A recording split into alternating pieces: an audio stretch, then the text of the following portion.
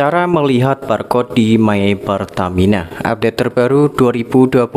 Jika sebelumnya kalian mendaftar untuk subsidi Pertalite kendaraan roda 4 untuk Pertalite di SPBU menggunakan aplikasi My Pertamina dan kalian bingung bagaimana cara melihat barcode di My Pertamina, sebelumnya saya sudah memberikan tutorial informasi pendaftaran pertama kali di My Pertamina.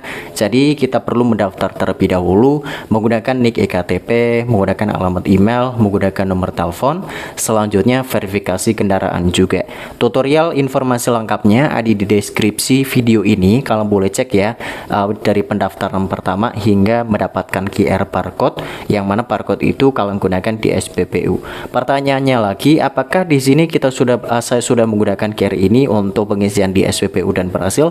Tentu saja saya sudah mengisinya menggunakan QR barcode ini di SPBU ya, untuk Pertalite subsidi dan berhasil, langsung bisa digunakan scan di petugas SPBU. Jadi untuk cara mengecek barcode-nya seperti ini. Untuk melihatnya kalian pilih ke menu subsidi tepat di sebelah kiri. Nah, seperti ini. Jika sudah terdaftar nanti kalian akan melihat seperti ini. Nah, ini adalah QR barcode yang bisa kalian gunakan.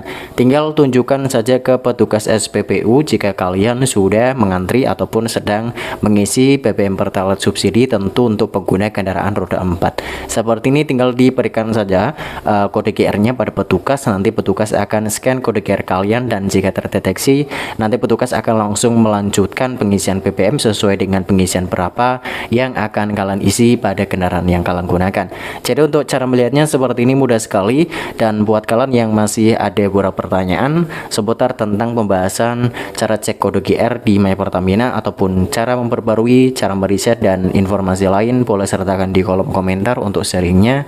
Terima kasih telah menonton video ini hingga selesai. Sampai jumpa kembali di video saya selanjutnya.